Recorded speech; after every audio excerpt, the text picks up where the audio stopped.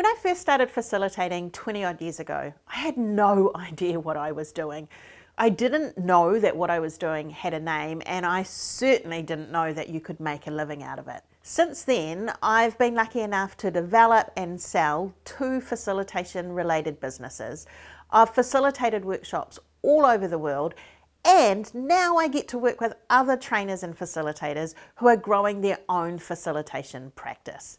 In this video, I'm going to share the steps I took to grow my facilitation business, and I'm going to let you in on one secret that I wish I knew when I first started out. Let's get into it.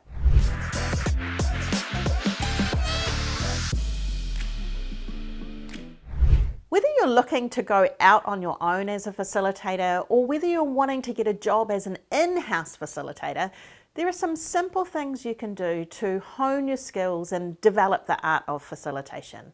In this video, I'm going to share the steps I took, because if I can do it, you can do it too. Step 1 is to decide and get curious. Now, I know that sounds really simplistic, but honestly, if you want to become a facilitator, simply decide that that's what you want to do, and then get curious about all of the different ways and places and spaces that facilitation shows up. When I first got involved in facilitation, I was working in the community or the charitable sector. And so I came to facilitation by way of community development or community engagement type facilitation. I was involved in facilitation for a really long time before I realized that other types of facilitation also exist. In fact, facilitation shows up in just about every space you can imagine. It shows up in design space, in project space, in community space, in corporate space.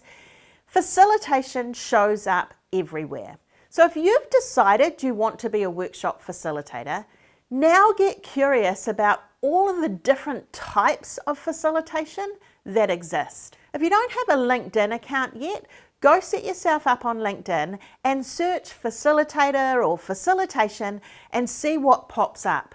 It will blow your mind just how many different types and styles and opportunities there are in facilitation.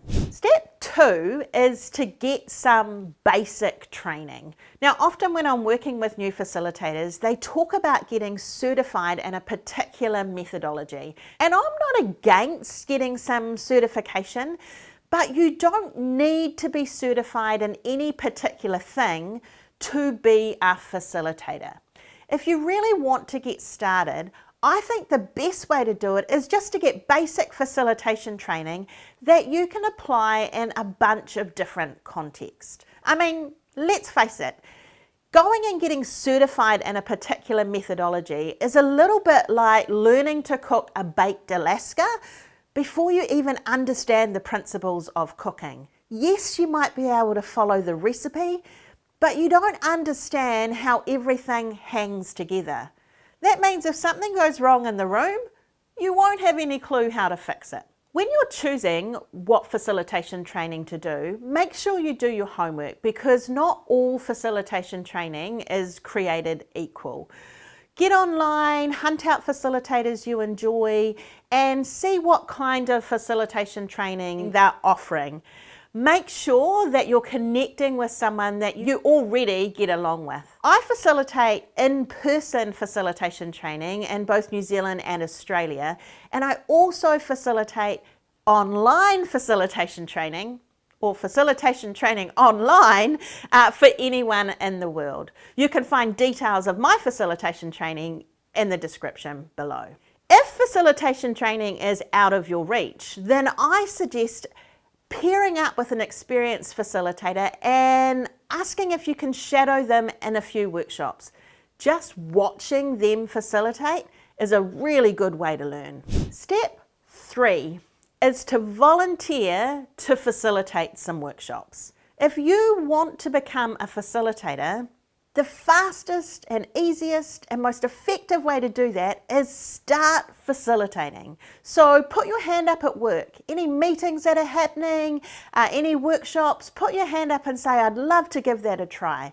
Find a charity in your community who you really want to support and volunteer to facilitate workshops for them. Be upfront that you're just learning and that you would appreciate some feedback or testimonials at the end. Because you can have all the training you like, but the only way you really learn and really get better at your craft is by doing it in the room. So any opportunity to get time on your feet is 3 steps forward to becoming a facilitator.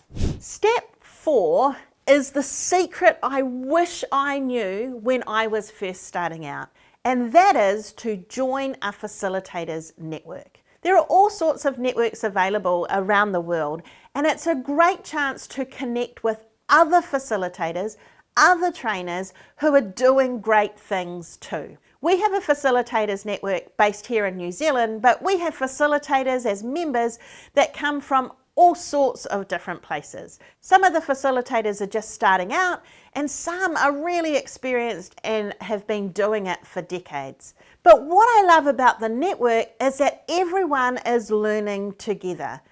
Facilitation doesn't need to be a solo sport. When I first started out, I was trying to do it all on my own. I didn't know what I didn't know, and it took me years to realize there were other people out there who could support me. Being part of a community fast tracks your learning so that you can get to where you want to go faster. Once you get started as a facilitator, there's a whole bunch of other things that you need to learn and do and develop to grow your practice.